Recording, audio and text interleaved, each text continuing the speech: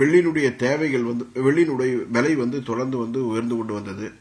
கடந்த மாதமே வெள்ளி இப்பொழுது என்ன விலை பார்க்கிறோமோ அந்த விலை கடந்த மாதமே நிகழ்ந்திருக்க வேண்டும். ஆனால் சைனாவில் தங்களுடைய அரசியல் பெரிய அளவில் வெள்ளியை தங்களுடைய கஜானாவில் விற்பனை செய்தார்கள் சந்தையில். அதனால் தங்க விலை உயர்ந்த போதெல்லாம் வெள்ளியினுடைய விலை பெரிய அளவில் எந்த தாக்கமும் இல்லாமல் இருந்தது. சைனா தன்னுடைய இருப்பை விற்பனையை நிறுத்திவிட்டது. அதனால் சந்தையில் அதற்கு டிமாண்ட் அதிகரித்தது. அதனால் வெள்ளியின் விலை இப்போ உயர தொடங்கியுள்ளது. இன்னும் வெள்ளியின் விலை அதிகமாக உயரக்கூடிய வாய்ப்புகள் தான் நிச்சயமாக உள்ளது அப்படின்னு சொல்லலாம். ஏனென்றால் வெள்ளியினுடைய தேவை அதிகரித்து கொண்டு வருகின்றன. நம்ம பொதுவாகவே வெள்ளியை ஒரு அணிகலனா பார்ப்போம், ஒரு கொலுசா பார்ப்போம், இல்ல ஒரு அருணா கயிறை பார்ப்போம், இல்ல ஒரு தட்டு, அது மாதிரியான ஒரு ஆடம்பரமான ஒரு பொருளா பார்ப்போம். ஆனால் மேலை நாடுகளில் வெள்ளியை ஒரு முதலீட்டு பொருளாக பார்க்கிறார்கள். அதாவது வெள்ளியின் மீது முதலீடுகள் அதிகரித்து கொண்டு வருகின்றன அப்படின்னு சொல்லலாம். அது மட்டுமல்லாமல் வெள்ளியினுடைய தேவை, வெள்ளியினுடைய பயன்பாடு அதிகரித்து கொண்டு வருகின்றன. இண்டஸ்ட்ரியல் பர்பஸ் அப்படின்னு சொல்லுவாங்க. தொழிற்சாலைக்கு தேவையான உபகரணங்களை செய்யக்கூடிய இடத்தில் வெள்ளி பெருமளவில் ஒரு பெரிய பங்கை வகிக்கிறது. அதாவது எலக்ட்ரானிக் வெஹிக்கிள் ஆகட்டும், அல்லது எலக்ட்ரானிக் டிவைசஸ் ஆகட்டும், அல்லது எலக்ட்ரிக்கல் வெஹிக்கிள் ஆகட்டும். இது அதே மாதிரி ஏரோநாட்டிக்கல்ல பாத்தீங்கன்னா ஸ்பேஸ், ராக்கெட் ஏவுதளம், இது எல்லாத்தையும் பாத்தீங்கன்னா வெள்ளியில் பயன்பாடு அதிகரித்து கொண்டு வருகின்றன. உலக அளவில் இண்டஸ்ட்ரியல் யூஸ் வெள்ளி என்பது என்ன வெள்ளி தேவைப்படுதோ அதில் ஏறக்குறைய 70 முதல் 80% இண்டஸ்ட்ரியல் யூஸ்க்காகவே போகிறது அப்படின்னு சொல்லலாம். முதலீட்டு பொருளாகவும் போகிறது.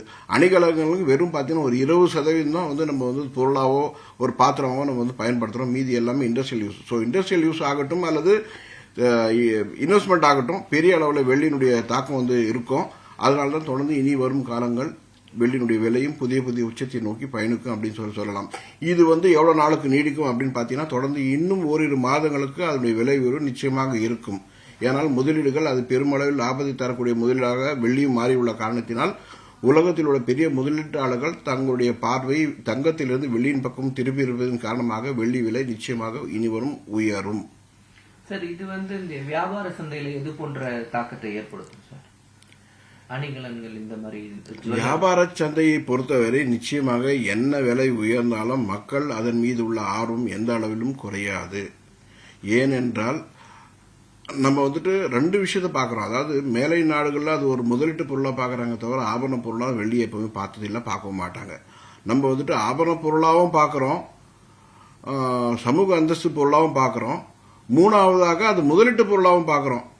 அதனால எந்த வகையிலும் அது சொடை போகாது. அதனுடைய முதலீடுகள், அதனுடைய தேவைகள், அதன் மீது உள்ள ஆர்வம் குறைவதற்கு வாய்ப்புகள் இல்லை. இந்தியாவை பொறுத்தவரை அது ஒரு மங்களகரமான பொருள். நிச்சயமாக மக்கள் அதை இன்னும் மேலும் மேலும் அதை விரும்பி வாங்குவார்கள். காரணம் என்னன்னா, தங்கத்தை போன்றே அதன் மீது முதலீடு செய்தால், இல்ல அது வாங்கி வைத்திருந்தால், அதை ஒரு பொருளாக பயன்படுத்தினாலும் பிற்காலத்தில் அவசர தேவைக்கு எப்பொழுதும் பயன்படும் அப்படிங்கிற ஒரு நம்பிக்கை எப்படி தங்கத்தின் மீது உள்ளதோ அதே போல வெள்ளியின் மீதும் பெருமளவில் மக்களுக்கு நம்பிக்கை உள்ளது.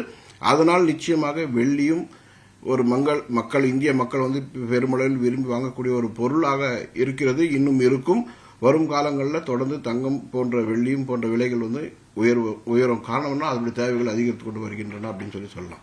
சார், தங்கத்தினுடைய விலை அதிகரிப்புக்கு காரணம் என்ன சார்? ஒரே நாள் 400 இல்ல, இது ஏற்கனவே எதிர்பார்க்கப்பட்ட ஒன்று. தங்கம் விலை உயர்வு என்பது ஏற்கனவே எதிர்பார்க்கப்பட்ட பொருள். காரணம் என்ன, தொடர்ந்து ஒரே விஷயத்தை தான் மறுபடியும் பேச வேண்டியதா இருக்கும். அதாவது கோவிடுடைய தாக்கம், பொருளாதாரம் மந்தமான சூழ்நிலை, போர்க்கால சூழ்நிலை, இப்படியெல்லாம் பார்த்தீங்கன்னா பொருளாதாரத்தை பெருமளவில் பாதிக்கும். அப்படியெல்லாம் பாதிப்பு வருதுன்னு சொன்னாவே மற்ற பொருள்கள் மீது முதலீடு செய்வதை பாதுகாப்பாக கருத மாட்டார்கள்.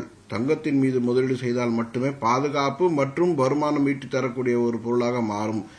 இதற்கெல்லாம் முக்கிய காரணம், எப்பொழுதெல்லாம் போர் ஏற்படுகிறதோ அப்பொழுதெல்லாம் பணம் தன்னுடைய மதிப்பை இழந்து கொண்டு வரும். அந்த பணம் மதிப்பை இழந்து கொண்டு வரும்போது தங்கம் விலை அதிகமாக வாங்கக்கூடிய வாய்ப்புகள் உருவாகும்.